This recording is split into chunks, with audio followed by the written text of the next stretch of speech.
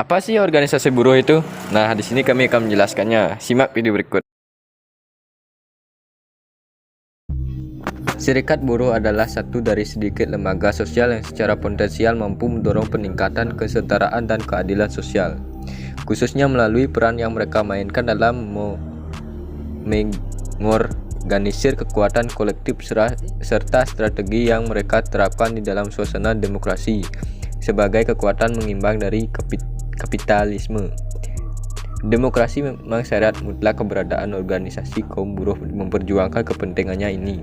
Dan banyak pengalaman sejarah menunjukkan bahwa mereka ini pula yang mampu membawa suasana yang lebih berkeadilan di masyarakat, yang tidak hanya dinikmati dirinya sendiri tetapi juga masyarakatnya, dan karenanya menjadikan mereka bagian dari pejuang demokrasi yang konsisten.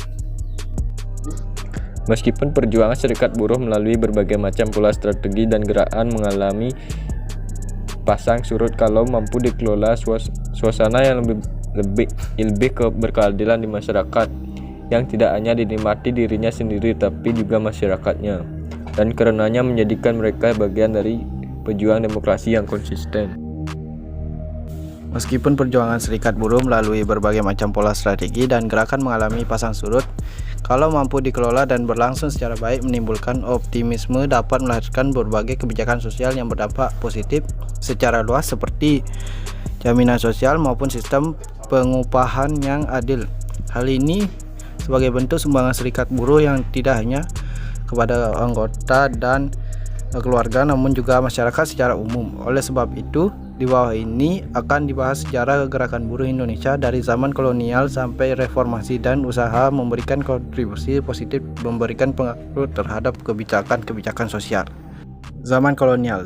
Pada zaman kolonial, buruh adalah sebutan untuk sekelompok masyarakat di koloni yang termasuk kaum pekerja, kuli, petani, pegawai, dan pemerintah. Buruh kereta api, perkebunan, pertambangan, industri, jasa, pelabuhan, dan sebagainya. Gerakan-gerakan protes dari kaum petani yang muncul untuk menuntut perbaikan kesejahteraan kemudian memberikan inspirasi kepada kaum buruh untuk menggalang kekuatan secara kolektif dan diinisiasi oleh buruh yang bekerja di perusahaan kereta api menuntut perbaikan kondisi kerja. Perekonomian di zaman kolonial sebagai besar pekerjaan menurut tenaga fisik yang kuat dan sedikit keterampilan. Oleh karena itu, banyak penduduk khususnya di perkotaan yang bekerja sebagai buruh dengan upah harian atau per jam yang sangat rendah, tanpa jaminan pekerjaan yang mengakibatkan buruh harus terus berpindah pekerjaan dari satu pekerjaan ke pekerjaan yang lain. Sebagian besar pekerjaan sebagai pembantu rumah tangga untuk masyarakat Eropa atau untuk tingkat yang lebih rendah bagi orang-orang Indonesia atau orang-orang Cina yang kaya, di mana mereka diikat dalam perjanjian dengan upah yang tidak tetap atau kontrak kerja.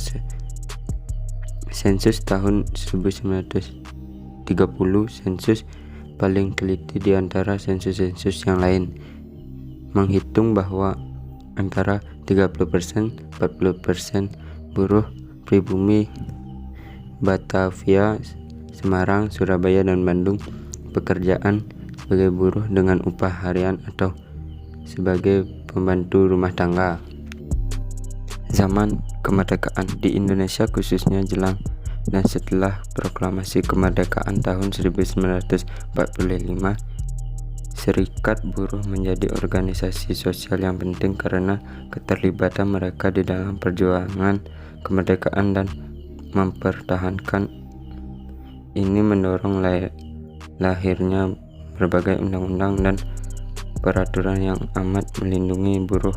Justru ketika Indonesia belum sepenuhnya merdeka, seperti UU nomor 33 1947 tentang kecelakaan kerja yang merupakan undang-undang pertama hasil karya pemerintah Indonesia, disusul dengan UU nomor 12 1948 tentang kerja yang hasil berisi berbagai ketentuan yang amat maju pada masanya untuk perlindungan buruh, seperti waktu kerja 8 jam sehari, hak cuti, haid bagi buruh perempuan, dan lain-lain.